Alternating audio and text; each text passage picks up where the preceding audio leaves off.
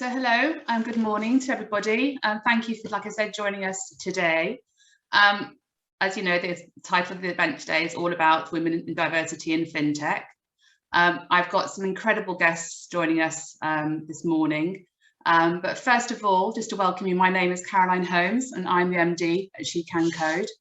For those of you that aren't so familiar, SheCanCode is a global community with a big mission to do our bit to close the tech gender gap.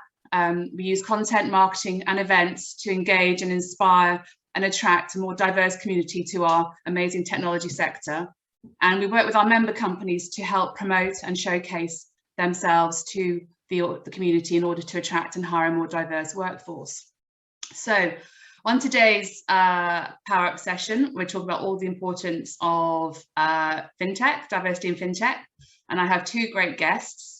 I have Christy Fung, VP Customer of Checkout.com, and Emma Amato, who is Production Operations at TrueLayer. Hi, ladies. How are you doing this morning, or I should say afternoon to you, Christy? Hello. Hi, Christy. I think you're muted. Shall I help you? Yes, I said. Good I'm start. very, thank you. So what I'd love to do first is a couple of quick intros. I think you're probably at best place to intro yourself, but just to tell us a little bit about you and your role at your relevant companies, but also to tell us a little bit about the company that you work at for those that maybe aren't so familiar. So Christy, if you want to start us off. Sure. So hello everybody, welcome to the section, and I'm excited to have the conversation with all of you.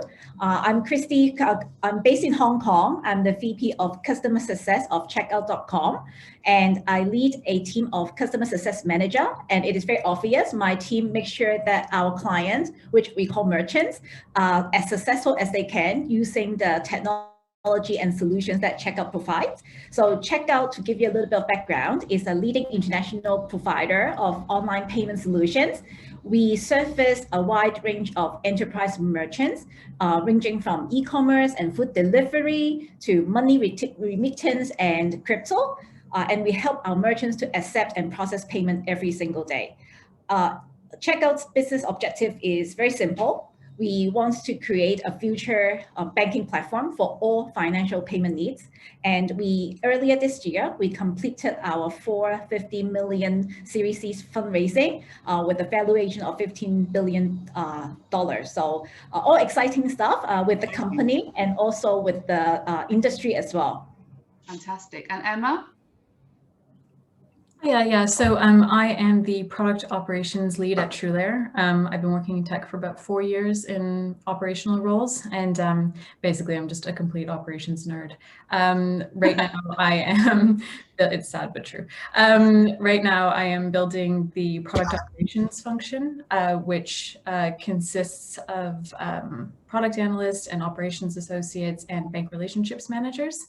We really just ensure that the product team can basically scale and, push the boundaries on delivering quality products for our team. So TrueLayer is a B2B company. We build open banking. So what we're doing is essentially building a financial ecosystem that's open to everyone. So that's creating intelligent infrastructure, which puts fintech at people's fingertips. And this is in order to empower anyone to create smarter financial services.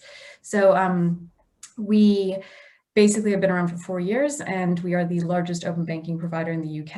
And currently we are working on conquering Europe as well and the rest of the world. So yeah, it's been moving really quickly. You just had some recent news, haven't you, of your own with regards to funding? So yeah, we just raised 70 million as well. So yeah, so it's all taking off. Fantastic. And I suppose before we move on to sort of talking about what we're here for, just to let everybody know, there is a Q&A option. So please feel to put any questions in there that you'd like to ask the ladies, and we can try and get around to answering some of those questions throughout the session. But so to begin, I suppose what we kind of really need to start to talk about, both of you, is kind of what attracted you to fintech. Now I know you both have had rather different lead ups to where you're at now. But what was it, I suppose, Christy, was it something fintech was in your radar at an early stage of your career, or was it something an opportunity that came around that was put in front of you? To be very honest, I knew nothing about fintech prior to joining Checkout, and I had no idea what I had got myself into. What really attracted me first was actually the company and the people that I spoke with during the interview process. First of all, everyone was so enthusiastic and energetic, and I really wanted, and those are the people I really want to hang out with every day. And my boss really supported me and hired me and has been very supportive and hired me when I was actually 3 months pregnant. So I think it says a lot about the company and its support to women's success in the industry. And only shortly after I joined and started at my role, I realized how my work touches everyday life of people around the world. As I mentioned, we service enterprises, wide-ranging businesses, including, for example, Deliveroo, Get-Made, Shein.com for shopping, and finance for crypto. By helping the merchants to improve their online payment experience, to me, is very meaningful because it translates into improving the end user's experience around the world, and that really gives meaning to my everyday's work. Fantastic. And Emma? Yeah, so basically, I just think that fintech is revolutionizing the finance industry. And to me, I think that is an industry which, underpins the whole fabric of our capitalist society. So to me, that was a huge deal. And I think that, women did not have a voice when the finance industry was first being shaped. And I think that we did not do so well out of that, when it first came around. So now we have this revolution in front of us, and it's creating this really rare opportunity where we're able to be a part of reshaping it. And I believe that it's our imperative, not just to have a voice, but to also be a driving force of that change. So I was really excited to sort of be a part of that and to shape shape my needs as a consumer of this industry, and make sure that they're actually met and that we have an equal opportunity to thrive in the society. So for me, I just see the way that TrueLayer is opening up banking and finance as being really pivotal in that change. So that's why I was really excited to work for TrueLayer. And Emma, actually, you made a very valid, very good point. The fact that the industry has been well documented for lack of diversity for a long time.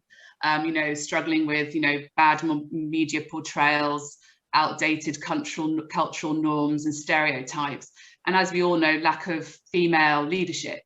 I suppose, what do you think, Emma, for you, could be done to resolve the unconscious bias and the cultural challenges that women do face now? Yeah, I mean, I think we definitely need to have a voice. I think that previously, no one was interested in our voices, and no one was considering us a necessary part of this ecosystem. And now we are, and we are very much here and very much wanting to be heard. And I think that having people in companies, having diversity in your companies helps to create a more diverse product and a product line which serves more needs. And I mean, just from a business perspective, it's really important because you're opening up to more opportunities and more sort of robust business models and product offerings. So I think that there are a lot of unconscious biases that you don't know about until you get someone in who has a different perspective and sort of unpacks that for you and sort of shows holds a mirror up to what you're doing. And I think that if women are involved, then we won't be able to sort of speak to the needs that we have as users of as users of the finance industry. So that, there are products you think about and you're like, why? Sorry, this is slightly tangential, but I opened up a Lifetime ISA, and I was thinking about how there are really two main times you can take it out. One, when you buy a house, and two, when you retire. I'm like, great. What about when I have a child? That feels like a time where I'm going to want to dip into a large pot of my savings. Yes. And especially if, women are having children by themselves and are being single parents, that's also a time. And that just doesn't seem to have factored in. And I think there are a lot of different opportunities like that where women should be there to advocate for their needs, where I don't think they've been advocated for before. Well, I think if you think, obviously financial sector their priority now is trying to make financial solutions for a very diverse community. without that community being part of their own internal makeup, how can they create successful and, you know, working products that are going to actually last without, you know, and evolve with the community? So over to you, Christy. How can you, what do you feel with regards to the situation now? Obviously, you know, like I said, the overall title of the session is how do women thrive in the age of fintech? Do you feel that companies could potentially, or the sector could potentially do more to change these misconceptions? Is there anything in particular that Checkout may be doing right now to kind of do their part in the sector to help change that underlying issue or challenge? I think, well, when we are talking about the industry as a fintech industry, it's actually a very big, and somehow, particularly for me, women, or for myself at least, it's a very intimidating word. Even nowadays, I actually hesitate to call myself a fintech person, just because the word itself is so big.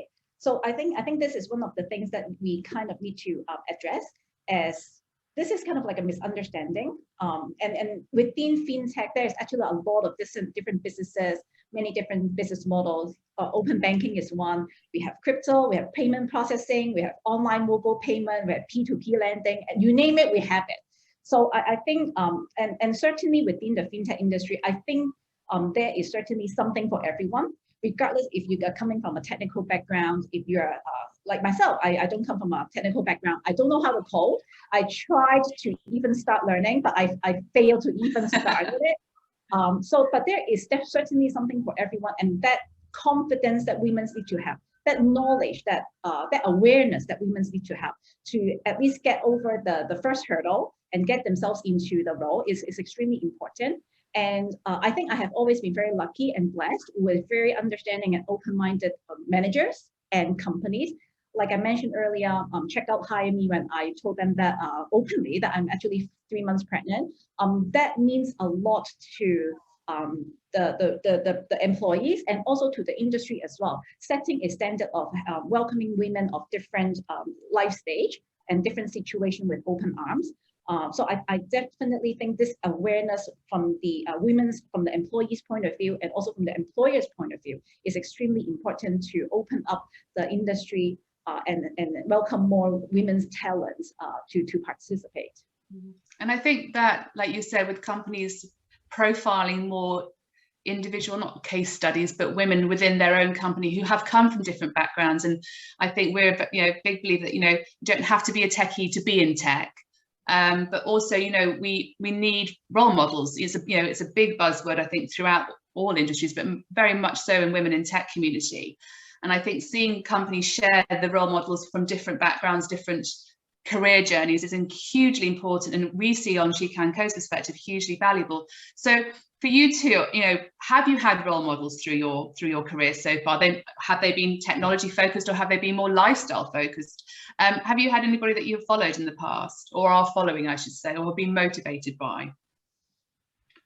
Let's go to Emma.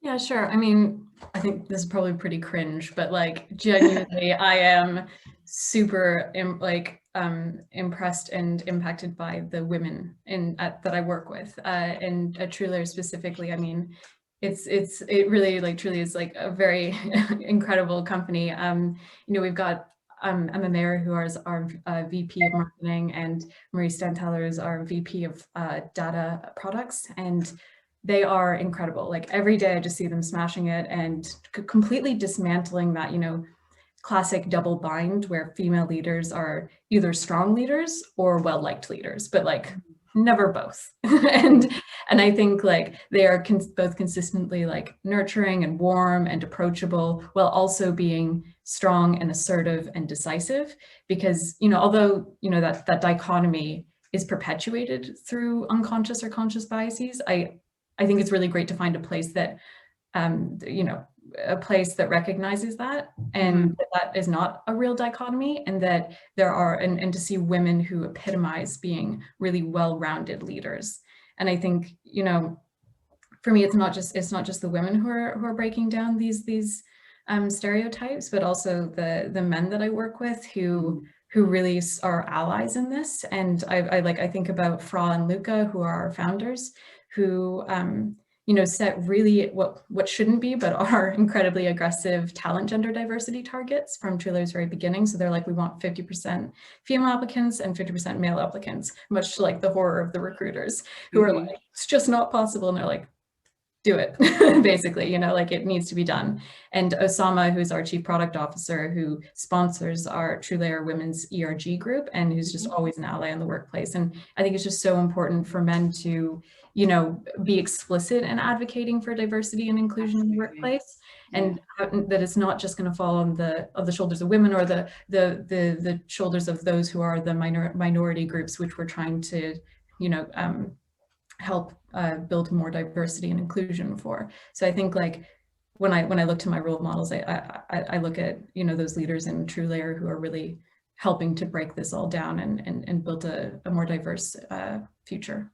And it's great to hear that they obviously share that with you. They share time with you to actually talk about it. And I think that is key to all companies, and then learning that don't hide at the top or hide behind doors. You have to share and inspire from within, because that will generate and success outwards.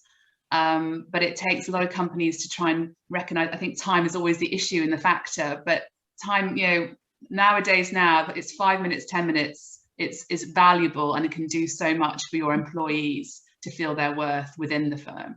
So over to you, Chris. Oh, sorry. I was just going to say, yeah, it's that false economy of time where you think, yeah. And Christy, what about you and then checkout.com?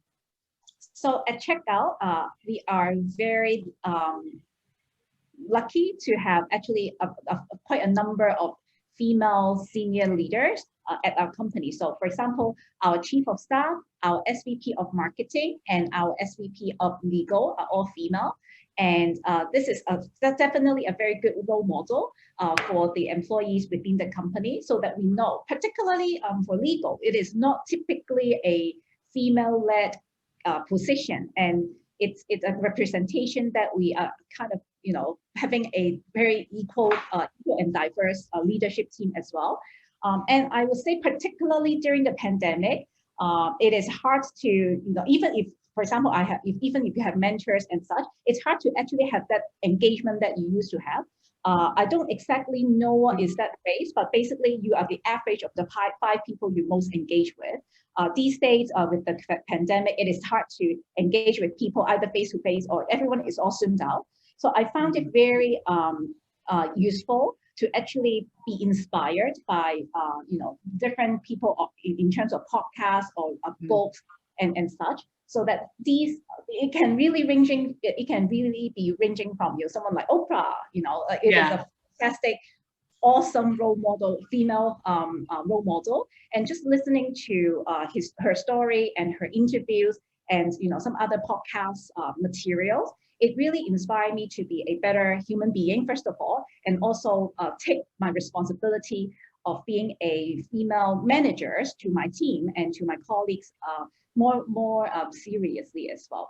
So I would say, particularly at this difficult times, just use any resource that you have to get inspiration. And I think one of the very important thing is it's very good that these days we have a lot of coverage and a lot of media sharing about equality and how to give more voices to the female, right? So these are the things that also I find very inspiring as well. Fantastic. Right, so let's pop to some questions. We've got quite a few here, which is what I thought. So one question for both of you actually. During your careers, have either of you experienced gender bias? And if so, how have you overcome it? Let's start with you, Emma. Sure, yeah, definitely. I think what's really difficult is that, you sort of like, you're in that situation where you're like, am I being sort of like, is there some sort of bias going on here? And you feel it in your gut, and it's very difficult because it's sort of like very intangible in a lot of cases. And I would say that, I was in a situation where I felt like there was definitely gender biases floating around, and it was really impacting my ability to progress and sort of also affecting pay, which are also, they're all very like difficult, complicated things to address. And I would say that, like, although I'm a huge advocate of speaking up and speaking out. I also think that there are situations where it's not your responsibility to change someone's mind, and to sort of bang your head against a wall repeatedly, just trying to change maybe like a founder's opinion or you know, senior managers. I would say there are lots of companies out there in fintech as well who are really excited about women and are really excited about what they're bringing to the workforce, and that I would go chase those opportunities, and I would not waste time on people who are not up to speed on the value that we bring. So yes, I decided to move on, and I genuinely do not regret that decision at all. And I am so happy where I am, and really can see the difference it made in my career and how I perform, just being in a place that absolutely supports me and does not see my gender as a problem. Do you feel that HR could, you know, HR teams could step in more? I think it's maybe more of a need for not retraining, but more of an understanding on the approach of, because we don't want the situation to continue for future women to join the company. We want learnings and insight to be shared with the managers to how they actually do communicate and, you know, to include diversity. I think that there's probably, like, that's definitely true. I think like where it becomes more difficult is when you're working at startups or new companies which don't have HR. Like, I find that HR ends up being a function that you bring in like much later when you're much bigger, but these problems exist in small companies too, and companies without a very robust HR function. And that's where it becomes most tricky to navigate, because you don't have like that outside, that safeguarding function. And so I think that's the point where you just have to like weigh up your options. And if you're working in fintech or you're working in tech, I'll guarantee you that your skills are sought after, and that it won't be difficult for you to find a position in a company that's going to support you. And that relates to you and has the same values. Exactly. And for you, Christy, any situation that you found yourself in with, again, regards to gender bias throughout your career? I will answer this question from a slightly different angle. When the first thought of mine is, I think I am giving myself the gender bias. So before interviewing for a job or before even applying for a job, I knew that I was belittling myself. At the back of my head, I always think, oh, am I 100% suitable, or am I the best person for this role, even before applying?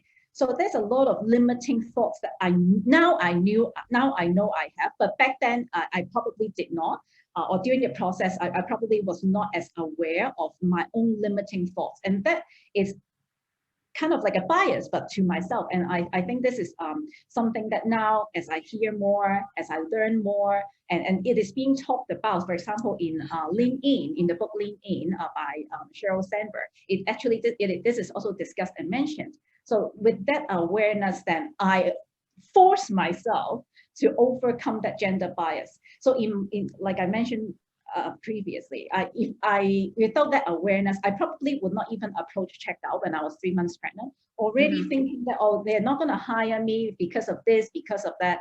So I think for women, it is very important to be aware of your own limiting thought and just do it.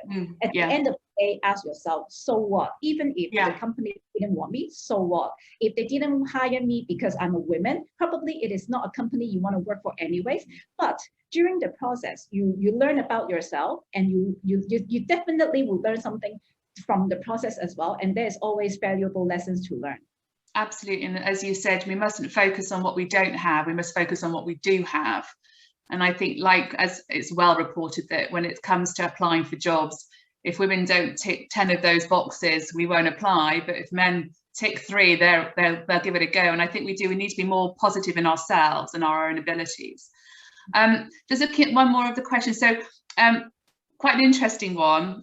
What would you say is a positive difference to working in fintech as an industry over any other industries at this moment in time? So I suppose kind of leads on to probably my next question, which was a bit about, you know, fintech is a super hard, fast moving, fast paced industry. What is it that makes it different, a positive difference over other industries? I suppose, what are the opportunities that maybe are more positive or more exciting over any other industry sector? Christy, do you want to carry on answering that one? Sure. Like I mentioned, fintech is a very broad term. It's a big word. Within fintech, there are so many different businesses, many new developments and new business model. I truly believe that there is something for everyone, regardless if you come from a technical background, legal background, customer facing experience. There is something for everyone, and just do it. Especially with the fast growth and the development of the industry. I do see that it is extremely exciting as a tech sector because, again, every day, this is something that it touches everybody's life. And so if this is something that you want to develop in, this is an industry that you want to learn more and you want to invest yourself into, fintech is fantastic. Mm. And Emma, was there anything you'd like to add to that?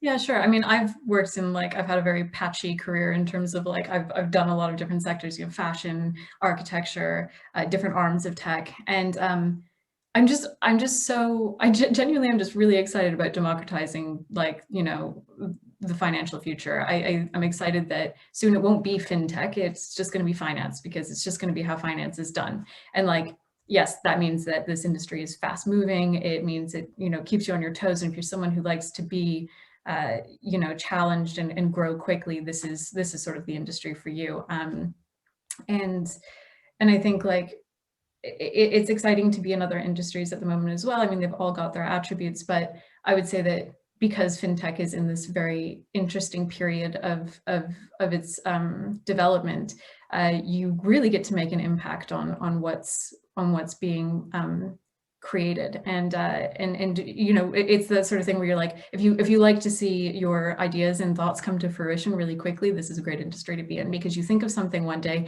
2 weeks later it's built, and you're like, wow, okay, that's really fulfilling. That feels incredibly rewarding. So I guess, yeah, for me, that's sort of what's very exciting and why I sort of pick fintech over other industries. And I suppose talking a little bit more about fintech in a more, I suppose, emerging trends and developing areas of innovation. Where would you see, I know you talked about, and I totally agree with you, that it won't be called fintech, it will be literally the financial services, but is there any kind of areas, Emma, that you see that are developing fast with regards to innovation in the sector at the moment that could be of interest and an opportunity as well for women to grasp hold of and take hold and get involved in? Yeah, sure. I mean, obviously I'm going to go with open banking, which is what it's doing. I mean, and I might be biased on that, but actually another fintech company I was working at was trying to build, a really innovative product. And I was the operations manager there, and I was trying to shoehorn this innovation into a very archaic structure. And you're just it is not built for this. You really get sort of cut off at the knees, because you're trying to be innovative, but you just can't, because the finance industry is not ready. So what TrueLayer and open banking is doing is it's literally the innovation on which all of the other fintech innovation is going to be built on. So it's defining an industry here. I would say that open banking went from nothing 4 years ago. It was just sort of a legislative dream to all of a sudden now you see open banking payment options taking the majority of checkout shares over cards and other legacy options, which is huge and totally unprecedented. And it makes moving money genuinely instant, just so fast. I mean, none of this 3 days to settle.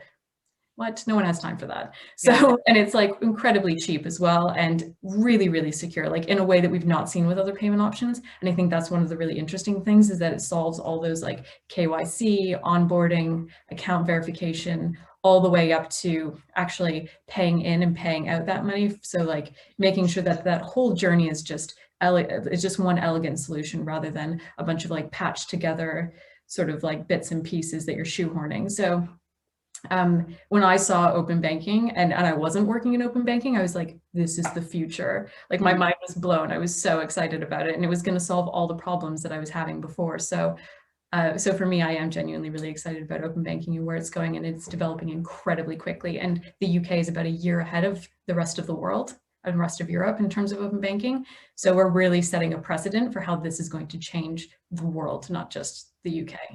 And I can imagine that you are very much on your toes as being in open banking, because of the threat of cybersecurity and fraud, that it's like you said, a very fast-paced and a fast-evolving area to be in order to respond to those threats. And so it's a very exciting place to be, not probably for the right reasons, but for, you know, definitely for a career challenge and opportunity, and, you know, wanting to make a difference. And same to you, Christy, you know, what more so do you feel that when it comes down to what types of roles and skills are now more in demand in the area of fintech that we see in the next couple of 6 to 12 months?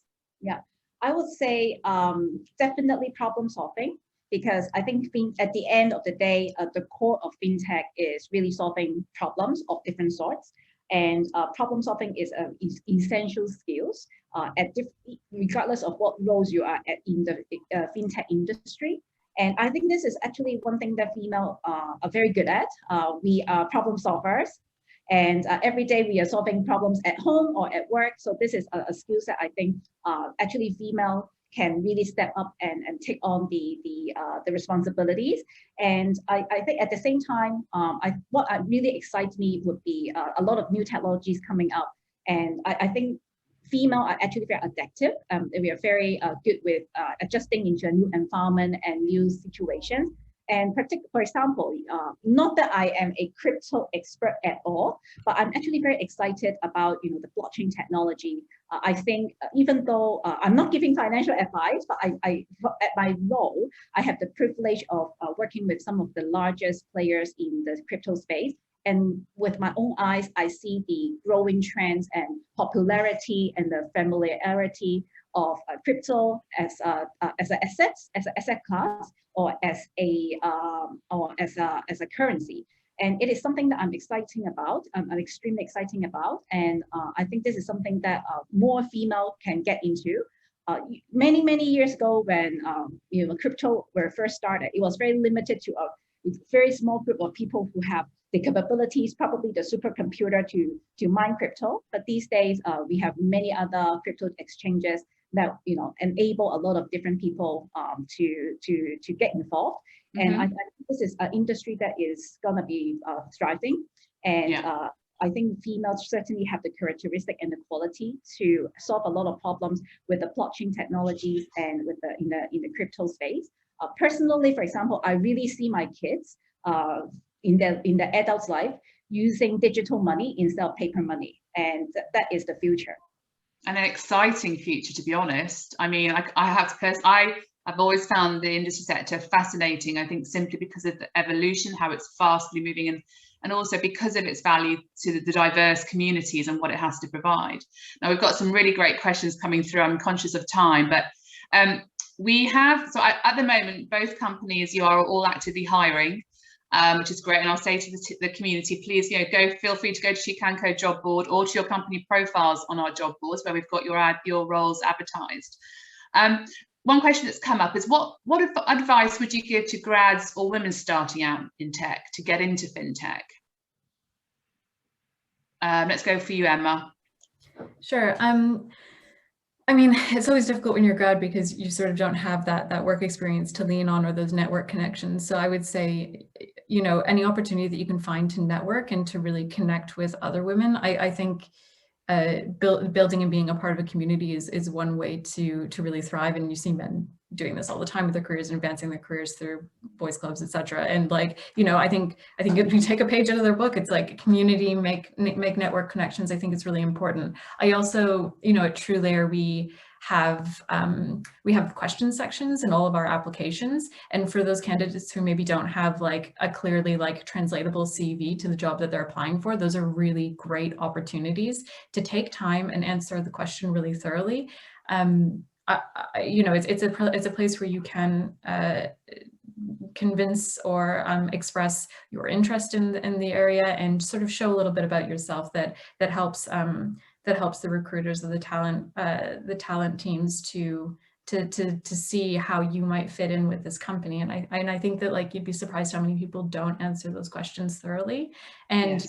I know at TrueLayer, we don't use any word recognition software, and we get hundreds of applications in, but we read through every single one of them and we read in detail. So, putting that effort in to really express what you want to do and what skills you have and which are translatable is really important, because, you know, you come out of university and you have a lot of skills, and I think we don't always realize that. You know, if you've done a research-based degree, research, great skill.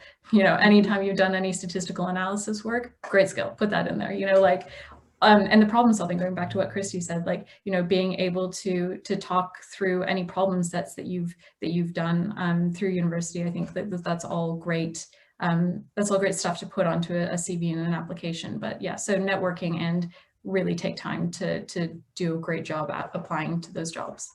We get asked a lot actually about how can my profile stand out? What do I need to do on my CV? And I think you hit the nail on the head. It's very much about taking yourself out of yourself and describe you to somebody else, and how you would most describe what you describe about yourself to get people to engage with you. And I think people forget, they just write down the real script, effectively almost replicate a job spec, when in fact what people want to know is how have you responded to a solution, how have you any achievements that you're really proud of, because that's the kind of thing that will get you noticed, but get you remembered. And because it's a hard, you know, obviously I think most companies hopefully read all their CVs and all their applications, but you know it's hard to remember one from another, so you've really got to make an effort.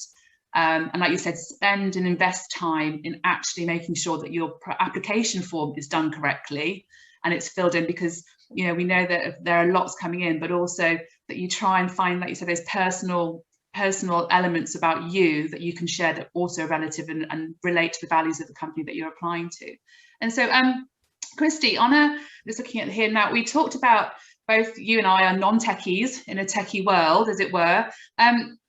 Somebody's asked here, you mentioned it's not essential to be a techie to be in tech. In terms of resources, is there anything that has helped you gain an understanding of tech concepts that you may have needed in your role currently? Yeah. Certainly. I would say the number one would be being curious. It's a very important quality to have, even if you come from a technical background, because the industry, the environment is changing so rapidly. There's no way you know about everything, and the only one way to learn is to be curious. So get to know your environment, get to know the people around you, and ask questions. It is essential to ask as many questions as you can. I think particularly for women, sometimes we think we may ask too many questions, or we are apologetic about asking questions. Don't be. It sounds really cliche, but really no question is a stupid question. And no. Now that I'm on the other side of the table, when people are coming to me with questions, I actually find that I learn something from their questions or from those conversations as well. So particularly for women, don't feel like you are doing a bad thing for asking questions. You are actually doing the other person potentially a good thing. You're doing them, giving them a benefit by engaging them in a bring me conversation. So ask questions, be curious, and be very proactive. And actually, Caroline, I want to get back to your previous point, because about how fresh grad can start in the fintech industry. I'm shamelessly putting a plug. I know that SheCanCode and Checkout actually have a joint program for new graduates. So everyone in this session right now are in luck. So you can just apply directly on SheCanCode, and we have many fantastic technology-related roles, ranging from software design, coding, development. So it's all open, and you can just openly apply on SheCanCode. Well done, good plug. And I suppose, conscious of time, I was coming towards the end. One piece of advice, and I know we've shared, and you ladies have shared a lot of insight and advice through the session, but is there one piece of key advice you would give now to women who maybe are interested in getting into the industry, women maybe who are transitioning, similar to yourselves, where they bit of advice and a bit of some key tips on what to do and where to go that maybe might avoid any hiccups that you guys may have experienced during your time?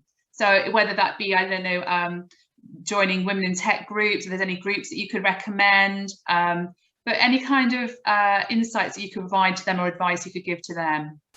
Over to you, Emma.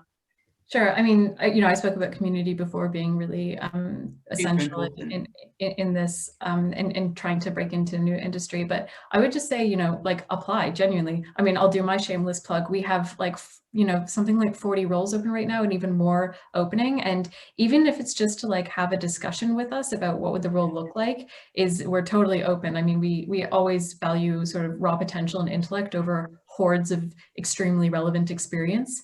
Although that's always nice too, but like, it's a new industry. We're not going to, there's no one out there who's done this for 40 years because it hasn't been around. So I would just say like, take the plunge and apply and have conversations and reach out to people who are already in the industry to hear more about what it might be like to actually be in it.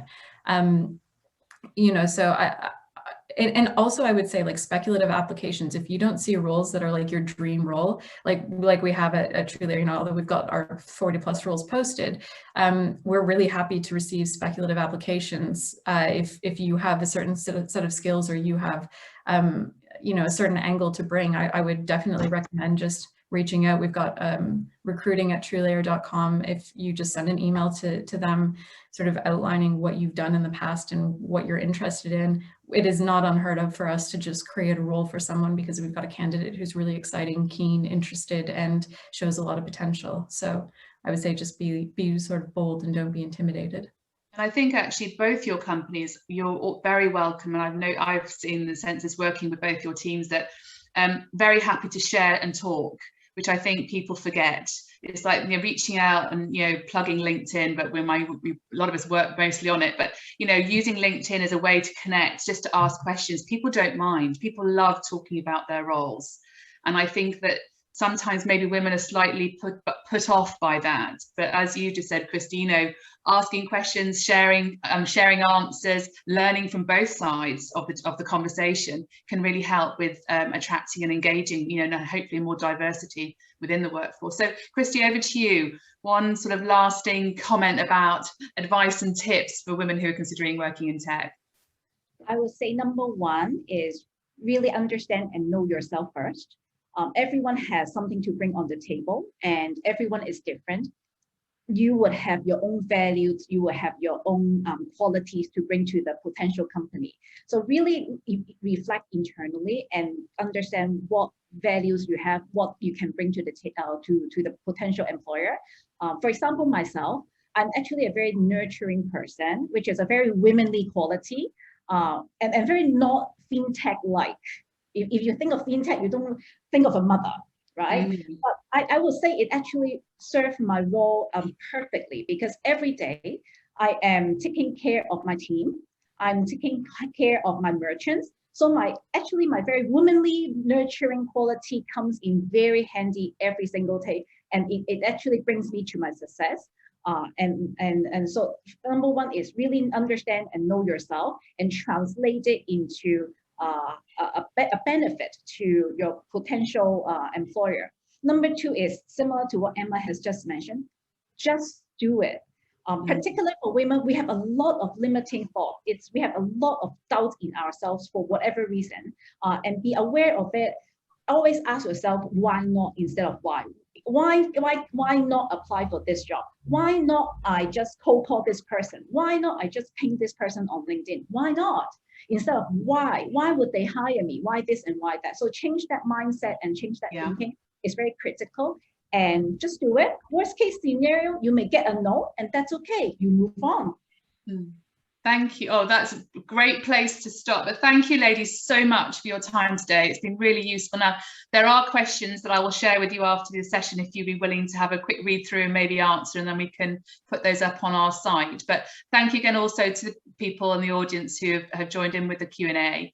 And yes, we'll make the content accessible via the SheCanCode website so that everybody can see the session.